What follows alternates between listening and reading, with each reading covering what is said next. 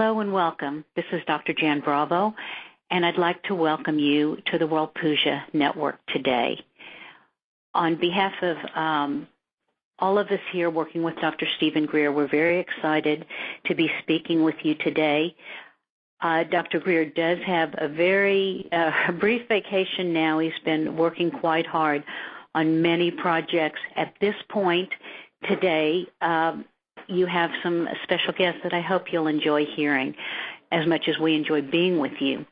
I'd like to first introduce Emery Smith. Emery Smith is a scientist who founded Emery Corporation, which is a biotechnology company that specializes in regenerative therapies. He holds numerous patents in that field and has many inventions related to his work.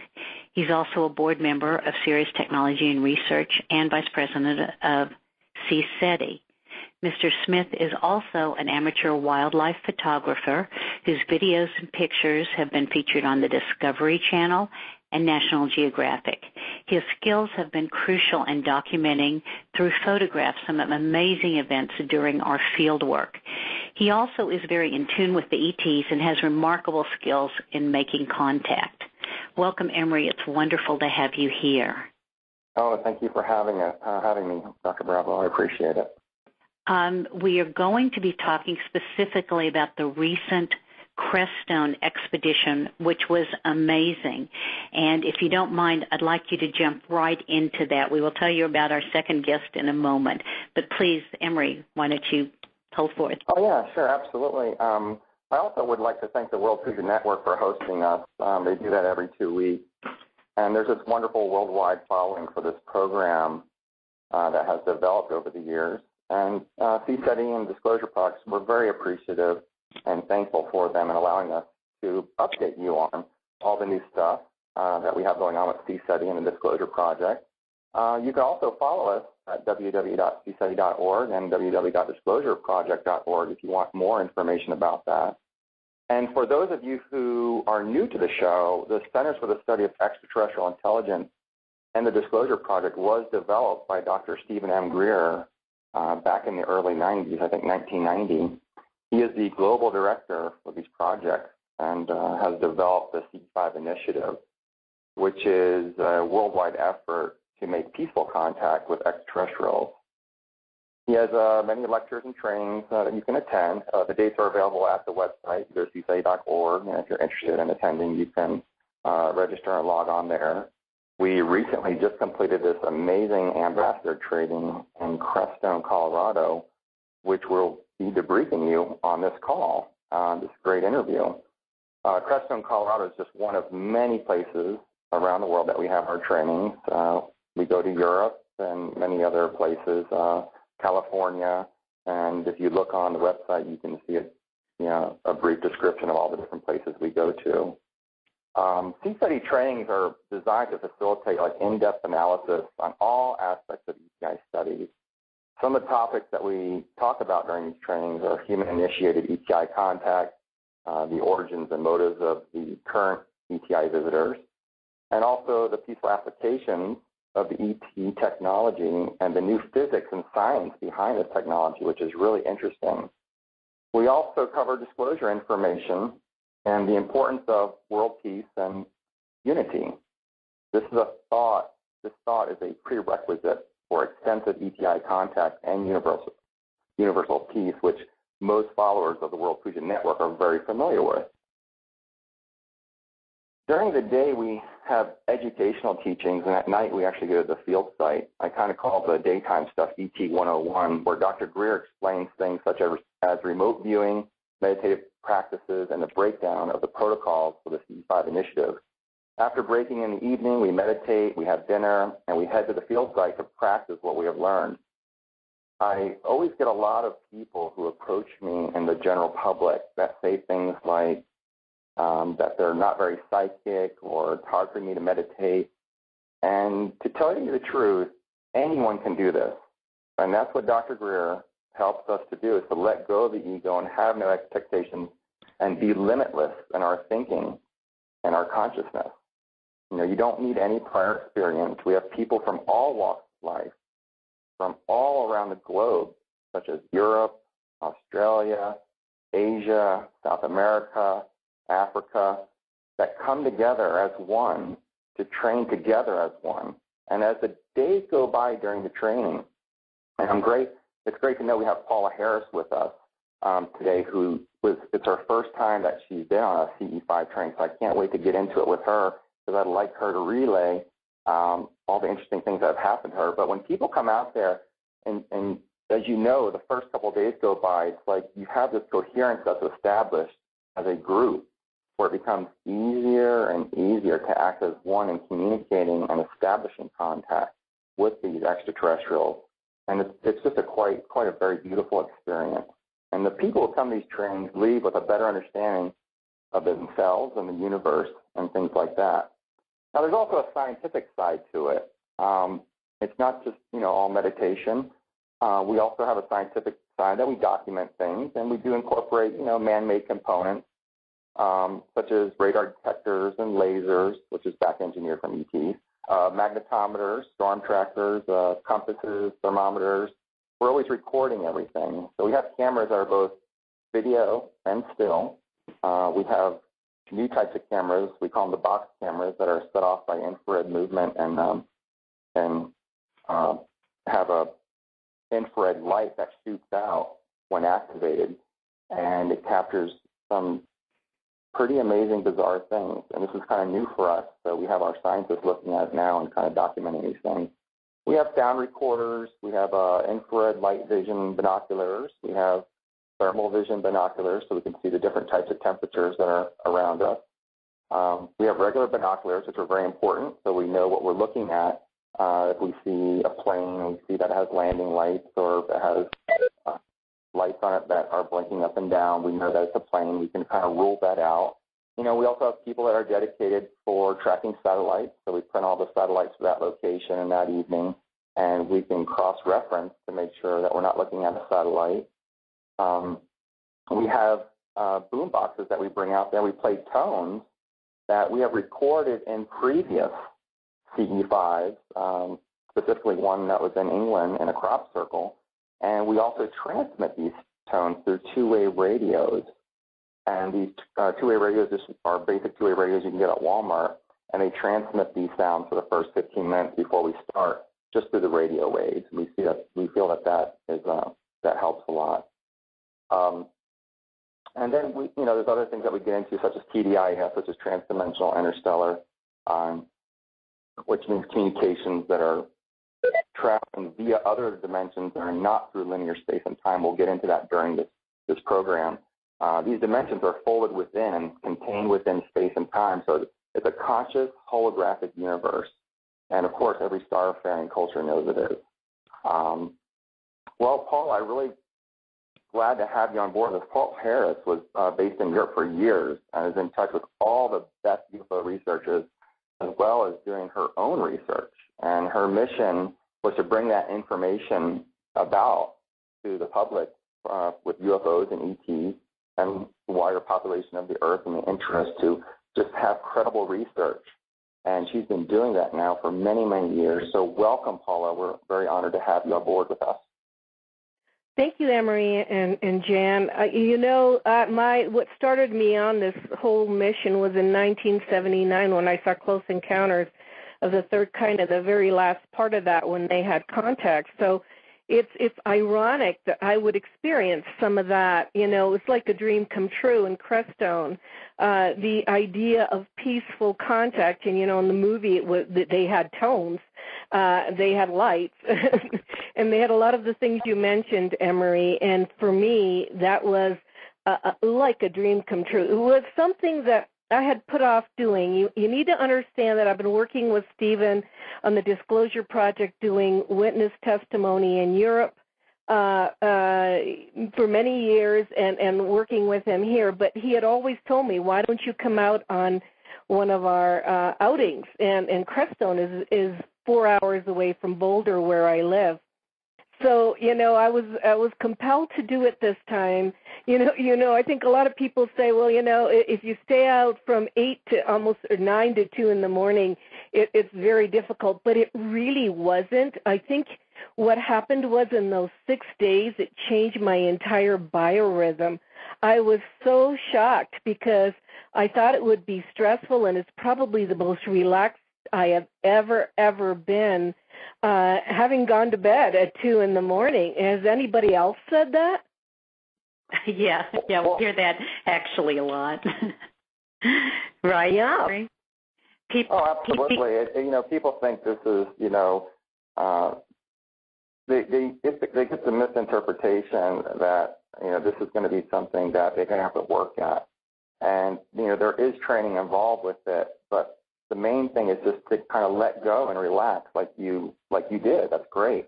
And the more that you let go and relax and clear your mind and clear your thoughts and be, just be one and not be thinking of anything is when the amazing things unfold and the events start to happen.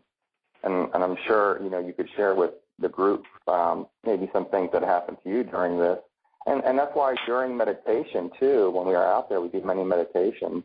It's right, before or after the meditation when everyone's kind of in the same hypnagogic state and very, thinking clearly and just having this peacefulness that goes across a circle, which everyone feels this.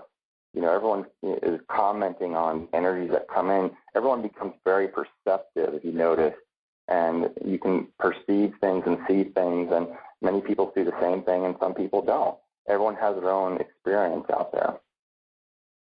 Well, I wasn't as vocal as a lot of the people, and this was an extraordinary group of people, I will say. This group of people, it was so extraordinary. They were very spiritual, but they were very in tuned. The intent was willingness, and when somebody has a willingness to have contact, then contact happens. So I was lucky to be with this kind of group, and I didn't know really what to expect, even though in all my books I use the CE5 protocols as the most important protocols for contact ever. I mean, I talked about it, but I never experienced it. And when we did the meditations, what I understood, Emery, is that you have to quiet your mind. I mean, all too often when people go out to sky watches, there's so much noise that if anything happened, nobody would even notice it. But that isn't the case with CE5 protocols, with Dr. Greer's doing the puja ceremony. And I'll tell you, when he does that, it is so emotional. When he recites in Sanskrit, there's something vibrational about his voice, about the words, that, as you know, because you're the one who filmed it, we had incredible visual effects on the film that went off when he was doing the puja ceremony. It's almost like an invitation for ET cultures and an invitation for even, multi-dimensional cultures to visit. And your photographs were amazing when Dr. Greer was doing the puja ceremony. So one of the things that I was impressed with was that, and the idea of staying quiet for such a long time so that you're really aware of the night sky, the Milky Way, all the constellations. That's a good point. That is a very good point. Go ahead, Jen. I'd like to add that you said something important, Paula, about it's not just people being quiet, but it's the intent with which people came. You said something about an invitation to our visitors. That's exactly what it is. It's not demanding. It's not expecting a show. It's asking. And we extend the invitation. And if they're willing to come, we're grateful. And we're willing to interact, right? Absolutely. And, I think that it's so simple that it's incredible. Yeah, there's not a lot of effort that's involved with that. And I'm glad you brought the puja because that's a beautiful ceremony where the words are tonality. They're their own frequency. So when you hear him, speaking the ancient Sanskrit language, it's very harmonic. And a lot of the things that we experience out there start with name and form. And it's that stuff that later comes the light, the existence. And that's why we capture sometimes, some amazing things like what you were referring to, was the camera was actually pointing upward during the puja ceremony. and we had captured 6 of these discs that were perfectly round discs that were different colors. They were blue and green and red, and that's something. One of them, you could actually, when we blew it up, you can actually see an indentation at the center of the disc where it kind of was a concave area of the disc, and it was kind of reddish on top, and it turned to a grayish, and then around the rim was like this golden light. And it's a very beautiful picture. I think we're going to probably post those on the CSETI website in the near future. And we had many of these discs come by that evening, but the first time that we saw them were actually, they have manifested, and the camera actually got them on the frame. Yeah, they were wonderful pictures, and we saw them immediately after they happened. So it was, and we had a lot of witnesses to that. So kudos on your camera work, Emery, because it's fabulous. Oh yeah, Emery, that makes it for the nuts and bolts person. That makes it what it is. I mean, it is truly remarkable. You can feel that there's something there. You can have 1 or 2 people see it, but when the camera gets it, I mean, there were 2 discs that you photographed, that the cameras photographed, that are so clear. One looks like the cover of one of my books. I mean, they were absolutely there. My favorite picture, though, Emery, has to be the one that looked like the angelic being in the middle of our circle. It was huge, and whoever we invited or whatever we invited definitely had an effect on all of us. It was almost like we were there for a purpose. We were there to extend an invitation for the rest of the world.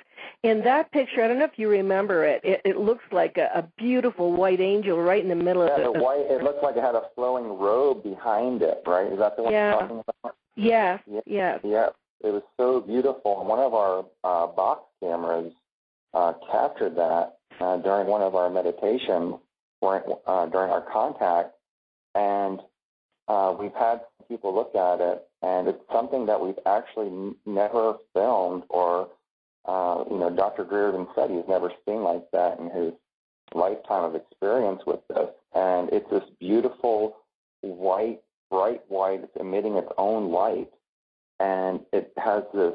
It's hard to explain, but I can't even explain it because there's no shape on Earth to even explain this. But it has this beautiful white flowing. It looks like it's wearing a robe, and it looks like there's like an arrow in the middle of it with this beautiful flowing robe coming off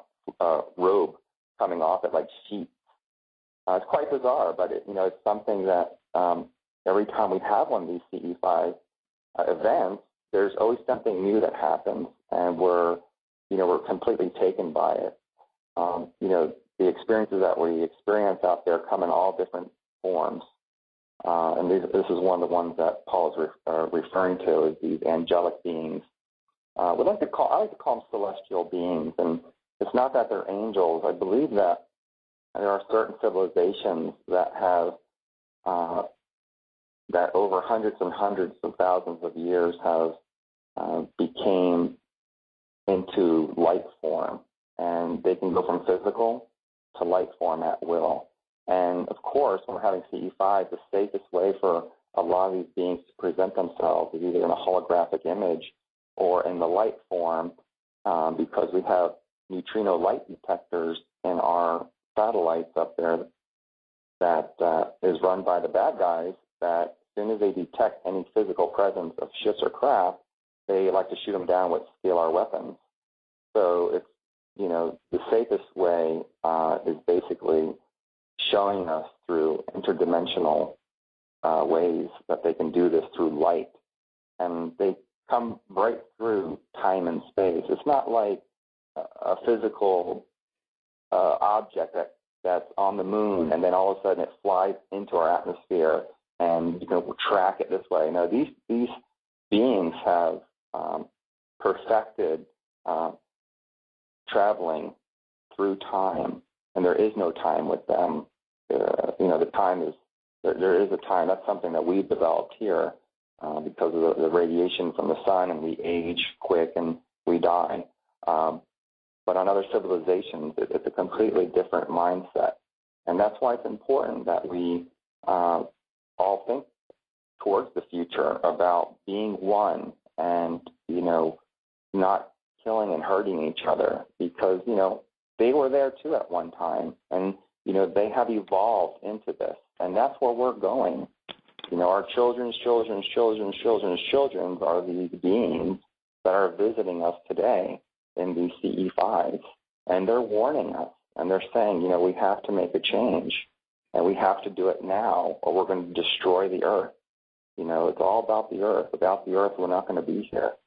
So it's a beautiful message. I get these messages, kind of downloaded to me all the time while I'm out there meditating, and it just goes on and on and on, and it's just a beautiful experience.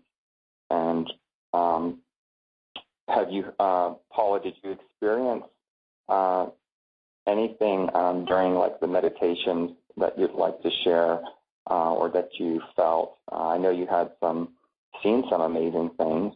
And well, first of all, about the being, it was right in the center of the circle, and it was very big that you were able to capture. Thank God you had the box cameras and so forth. But, I wasn't that vocal, but boy, it was one of the most profound of experiences I've ever had. And when I went into it, since February, I've had really serious sciatica problems and stabbing pains on my right leg. And I've been to the doctors. I've had physical therapy and everything. And I was afraid that walking would just make it worse. But after 2 days of the 3.5 to 4 hour CE5 protocols of sitting in a chair with my mind stilled and with the communication and positive energy of the entire group when we do sit in a circle, on the third day the pain completely went away. I noticed it. It's just like I never had it. I was shocked. I said, is this possible? I mean, can I be in a situation like this? And after 2 days, after I've been suffering for I don't know how many months, just not feel it like it never happened. And so it was a healing that happened that was not expected, that I wasn't even thinking about, that really changed my entire physical being. I walked out of the 6 days entirely different physically as well as mentally. Absolutely, and we've had a history of that. Jan can attest to this. I remember 3 years ago at Crestone, there was a man who had a severe back injury that was in a lot of back pain for a while, and he basically gave us this exact same story that you did. That after this training, he noticed, and not something he was thinking about, but he just noticed that he was able to move around. He wasn't in pain anymore, and this is something that he's been in pain for many, many, many years. And, I even notice myself now and then, I sometimes, my back sometimes goes out every now and then, and I have some pain. And it does seem like after these trips, the body has somehow regenerated itself, and things are fixed in the body. And I think there's many different, ways you can look at this. One of my opinions is that, when we're out there and we're holding hands and we're sending out healing light to the earth and to the people of the earth, that energy also comes back on us. And when you have, it's been proven when, a number of people, more than one, get together and they meditate on a certain thing or a certain intention, that, it actually happens. Somewhere in the world or in the universe. And I believe that what's happening is not only are we healing, the earth and sending healing out to the people of the earth, but it's actually happening right there in the circle. And, some people are having these miraculous things happen. Not to say we're going to treat or diagnose anything in the future for people, but it's just something that sometimes it does happen. And, we've had that in the past. It was kind of a byproduct. I mean, it was unexpected because I didn't even think about it. After 2 days, I didn't have any pain. It was amazing. But I wanted to ask Jan, one of the things that I noticed about Dr. Greer, and Emery, you could say something too, is that he develops a sight where he sees things in another dimension, and then you point the camera and you photograph them. I mean, he probably does this enough so that he will point to a spot and say, there's a red, craft over there, and in Emery, you're right there. You take the picture, and there's a red craft. And we turn around, and our sight is not as developed as his. Or partially it's intuition, partially it's sight. What do you think it is? Well, a lot of it, let's go back to Dr. Greer's past. He was a meditation teacher. We all know the benefits of meditation, but most of us can't be quiet long enough to meditate. I've certainly been guilty of that in my life, and continue to have honed it to as such a level as Dr. Greer or many other people. But that is part of it.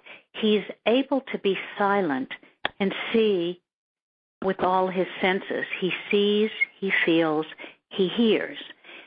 And it's available to everyone. We all have that capacity. He's worked on it. It's not something that everybody can just walk out and do just because they want to, okay? Part of it is relaxing enough into meditation, or at the very least, just being silent, not letting the monkey mind go, not demanding things during that time. Does that make sense? But just being silent to see what's there. He's developed that. He also helped develop, he did, I won't say he helped, he did develop the protocols. So he knows what works. So is it something that everyone can do? Sometimes people come and they've never meditated before and they get things.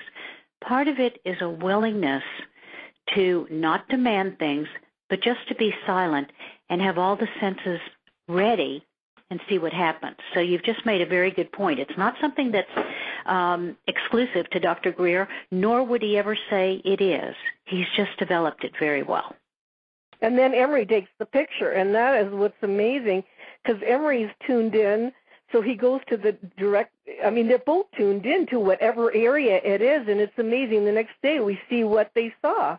Right, or sometimes right at that moment after it's taken, we see what they saw, which is so important. But yes, Emery has developed these senses very well. So that's something that's highly developed. But part of it is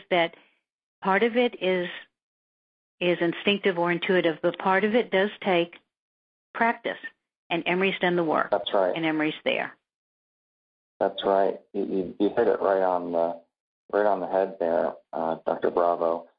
You see, there's no keen special superhero abilities. What has happened is, just like with anything, when you put your energy into, whether it be working out or obtaining a goal, such as meditating, I always ask in a prayer every night to please, open my inner sight. Some people call it the third eye, the pineal gland, whatever you want to call it. There seems to be another way energetically that our bodies, and everyone has this, that we can fine-tune, that we can practice and practice and practice to be in quiet mind. And some of the best ways is kind of just putting a blindfold on, and so you can't see any light at all, and kind of meditating in that state of mind. So if you do see something that's of light that you sense, or that it wasn't light from outside. And, it is something, like you said, Dr. Bravo, that it takes time to develop these abilities. And with some, it may come faster than others. It all depends on, how much energy you want to put into it. But there is a transformation happening, and this transformation happening is basically packets of energy that's being, rained upon the earth, and especially during these CE5s, that is actually changing the energetic aspects of the human body, specifically the DNA. And I believe, and Dr. Greer believes also this, that this change is helping us understand each other and see more and be able to feel more. Wouldn't you agree? I would definitely agree. Have you noticed, especially the last couple of years, it's been, the step-down transformer, has been energetically increasing more and more with each activity and with each event that we go out there. It seems, sometimes when we're out there, the energy, like for instance, not to get off track, but just basically back in Marco Island when that craft had landed, on the beach there, and these ETs were, coming out, and these little specks of light were everywhere. Mm-hmm. The energy when Dr. Greer walked into that circle was so intense that I couldn't even get closer to him more than 10 feet because I felt like the static, the electricity that was running through me, this Kundalini activation, was just so intense, but not in a negative way, just like an overwhelming, beautiful way that, that energy is coming to all of us. That's a good point, and I think this is an important point in the conversation to point out that people have written us all over the world who are doing their own CE5s, following the protocol, in their small groups, wherever they are. We're getting more stories like this. So it's not just us. It's not just where we are and what we're doing. And as Dr. Greer will say, it's not just him. It's doing the practice, doing the protocols, and it's available to everyone. And that's what's important. Absolutely. We have a thing we call in the medical field, we call it see one, do one, teach one. And that's what he lives by, Dr. Greer's emergency.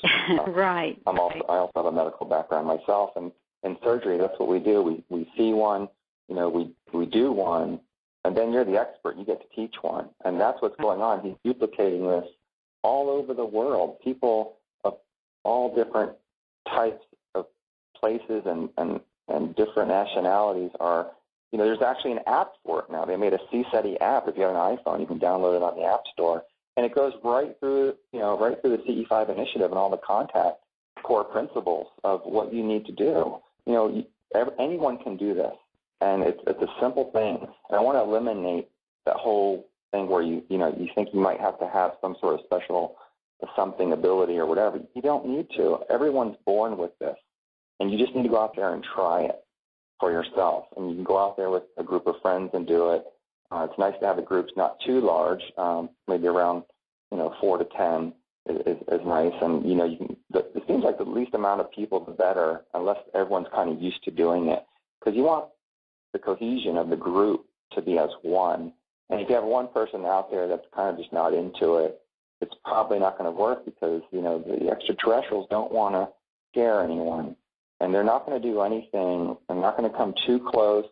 They're going to, scan everyone to see what their level is, their comfort level. And if you noticed, like the first evening that we saw a lot of craft and distance and things, that each day that we were out there, it seemed to build up and ramp up as more and more people got comfortable with accepting. And one of the things we have everyone do is we actually say, you got to ask yourself, would you really be, comfortable if there was an extraterrestrial that manifested right in front of you? Or, a lot of people come on me, I like the story of the reporter in England, Jan, that Dr. Greer always talks about, how she's always ready for, she's been ready to make contact, and during a thunderstorm, a craft materializes right there in the field in one of the crop circles, and, Dr. Greer's out, jumps out in the rainstorms and starts signaling it with a light to come closer, and she's like, what are you doing? And he's like, well, we're making contact. And she wouldn't have it. And here, she was a reporter that had come there and said she was ready for all this, but when it came right down to it, it was very frightening for her. And immediately after, her response with this, the craft slowly was advancing and then slowly, pulled away.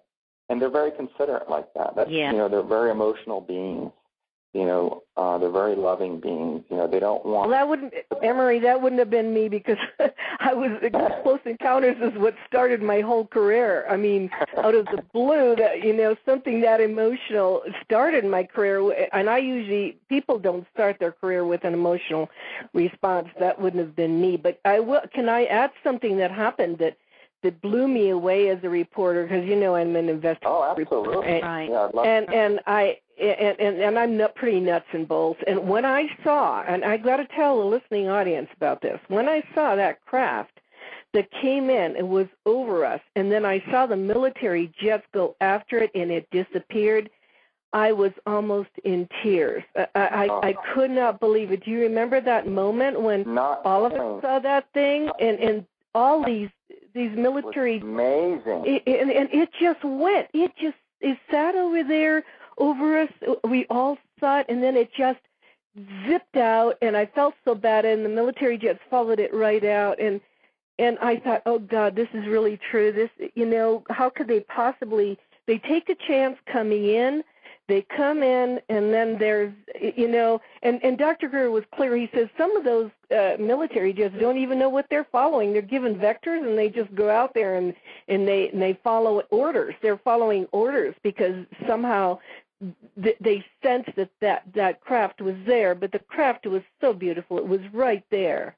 Right. Absolutely. That was amazing. There was this blue and white crystalline glowing craft right above the circle that manifested in full materialization. It was completely materialized, and I have great news to tell you about this specific event. Nobody knows this because I just released it to Dr. Greer yesterday, that we have the entire event filmed. On camera. No, I thought we did. Video. We have it, don't we? I thought we did. Yeah. Camera.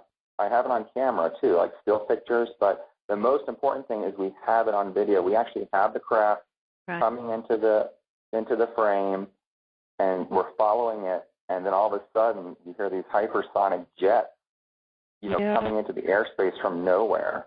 And from nowhere, yeah. Basically the same frame. We have the interceptor coming after this ET craft, and it just dematerializes. It was there, and it slowly just dematerialized on itself. It enfolded on itself and was gone. And the craft, I'm sure the pilot of that F-15 or F-119 stealth fighter was probably like, oh my God, what was that? Because it's off the radar. And everyone in the circle saw that. This is true. The other thing to note is, besides the fact that it did not move like a satellite, we had satellite charts, which we always have to confirm if there's a satellite, the space station, or other terrestrial craft up there, and there were not. So that's wonderful. Thank you for that information that you got that, because that's incredible. I think we have redundant videos of that because we have 2 other video cameras which caught it. So this is fabulous news. We're very excited about getting it on out there to you guys. Yeah, and Jan, as a nuts and bolts, researcher, it's so important to have this. But I had an emotional reaction to that too. I felt so sad. And it really was sad.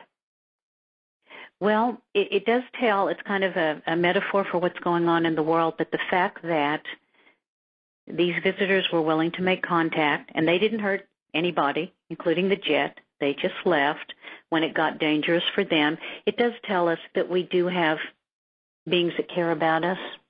And so I find it as very hopeful. I understand your feelings, but I find it as very hopeful.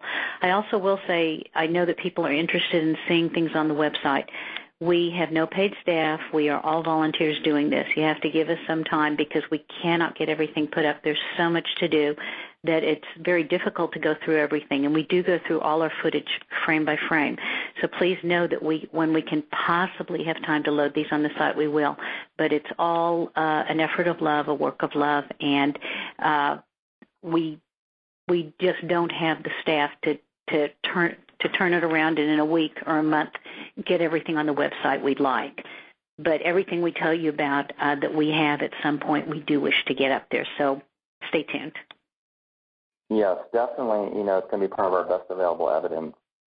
And, in the future, I do see a lot of changes happening in 2013 where we're going to be able to get a lot of this data and a lot of the videos, pictures, and documentation out to the public in just a vast global arena where it's going to be available for everyone to see and for other scientists to evaluate and look at and everything. It's a different type of science, but, it's time now with the amount of evidence that we have to, put it together in the right way and present it in the correct way and also with an explanation and the science behind it. Right. And, we're going to have that available next year. I'm praying, and I feel that it's going to happen.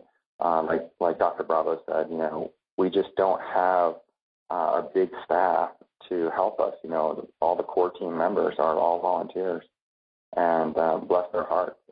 Everyone's pulling their weight and doing as much as they can. And, we always reach out for anyone who would like to help or donate to help us, get this type of thing out to people. As far as the cameras and things like that, we have enough documentation and pictures. We have enough documentation to make many, many, many, many, many, many books and things like that to go on. But it's something that's unfolding now as we speak. And for those of you who have helped us, we really appreciate it.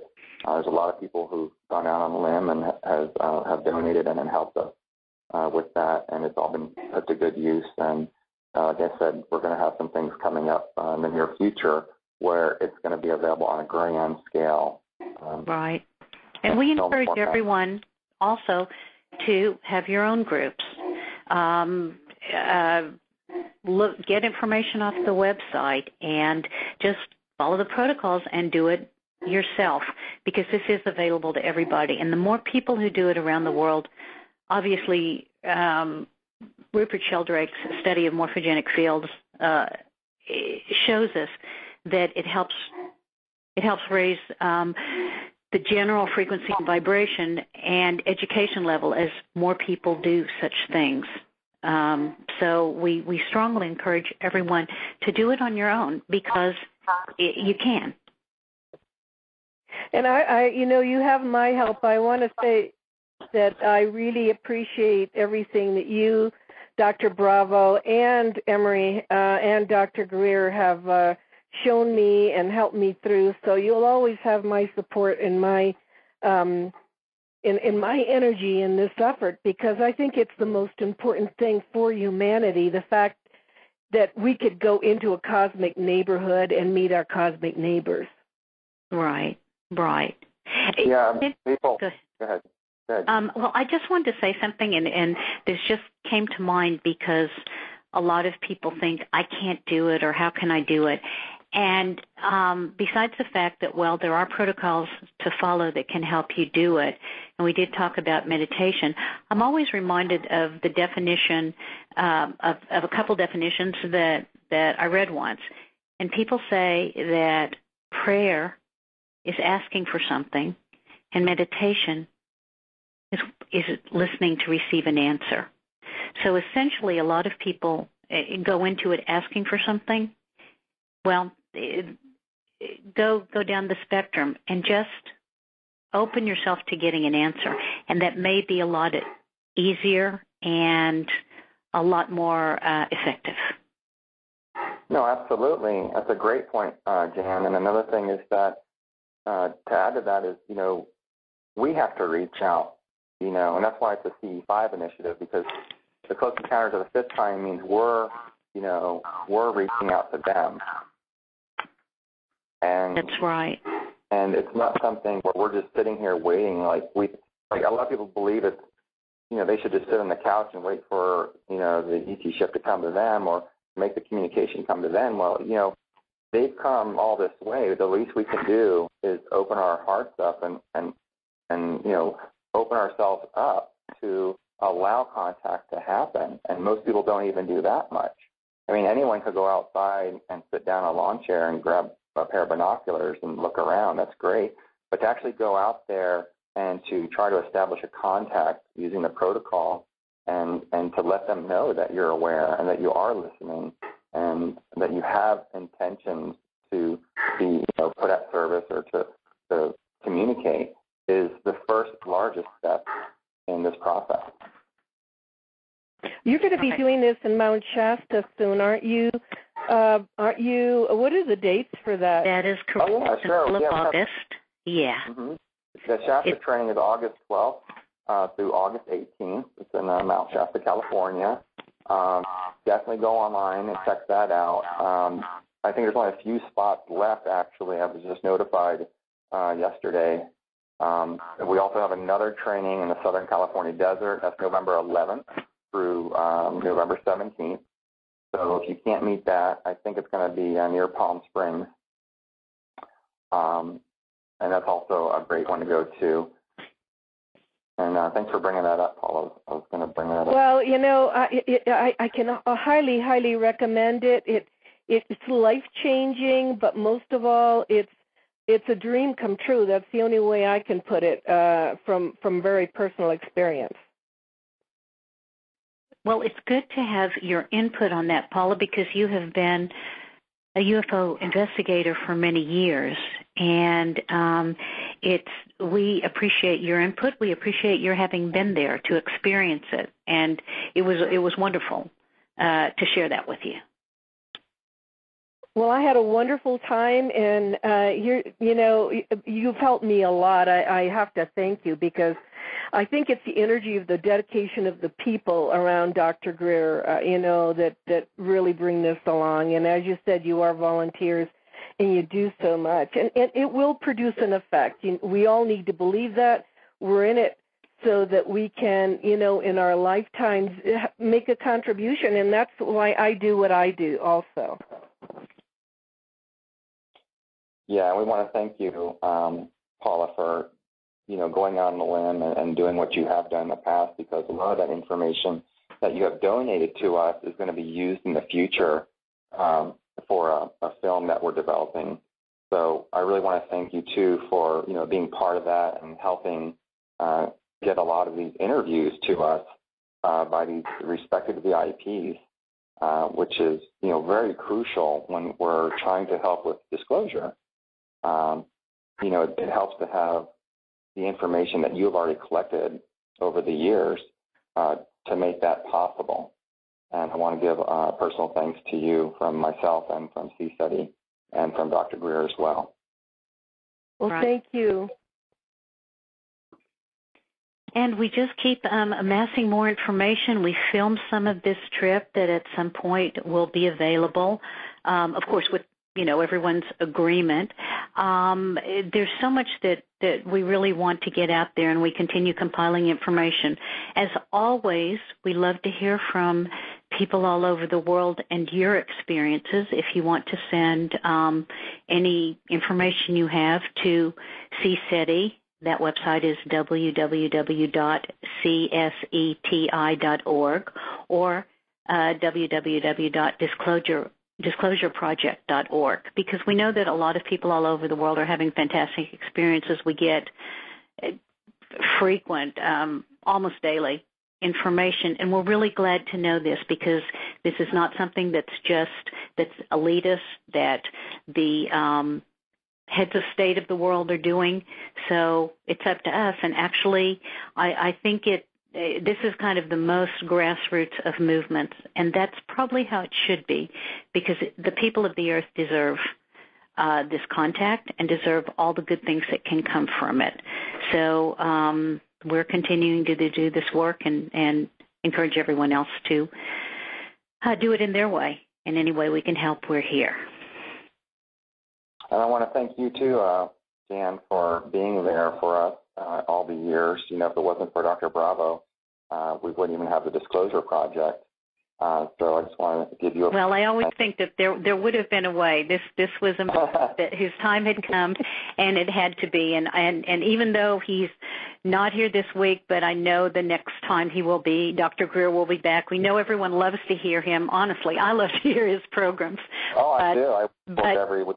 he does every now and then. I'll need a little bit of time with all the things he's doing. So he only had a short break from the program for this time, but in a couple of weeks he'll be back. But in any case, my shout out just goes to him for doing this work, everything he's done, and just allowing us all to know what is possible. Because I have to say, learning this information, no one put it together as he did, and I was not having the depth of experiences with contact before being involved with CSETI, and so I feel really blessed to be part of it. Oh, absolutely. I feel the same way. If it wasn't for Dr. Greer, I would not have been opened to so much and privy to so much information and also so much education, because you cannot learn about this anywhere. Not even the sciences of this have been restricted. So, he goes into the science behind this, and it's a really interesting subject to learn, and I think everyone in the world should know about it. It shouldn't be just a few people. And, his self-sacrifice to go out there and to have these trainings and to, write books and to have the courage to go forward against basically the world, is quite astonishing. He's very articulate. He's very good. And when I speak to my colleagues, I call him the best of the best. He knows what he's talking about, and I can affirm that because I know exactly what he's talking about in the 30 years of research I've done in my career. And I love Dr. Stephen Greer because he's got his heart in the right place. And just to say it once more, he wants everyone to be able to do it. He doesn't want to keep it to an elite few, a small group. He really wants people all over the world to do it because it's really the future of the planet. So I just want to thank both of you for being there. Emery, thank you for all your input today. Paula, it's been a pleasure to have you, and I'm sure you'll be back on another program, and I'm sure we'll see you on future trips. Oh, yeah. I would love to go on future trips. I'm addicted. Well, you'll also be reporting what happens in the Colorado area, so that'll be fine. I know you'll take this forward on your own. Perfect. So in any case, I want to thank the World Puja audience. You're the ones who we're really here for, part of this Earth family for whom we're doing the work. So thank you. We appreciate your listening and your support. And as Dr. Greer always says, keep looking up. Bye-bye. Many blessings. Bye-bye.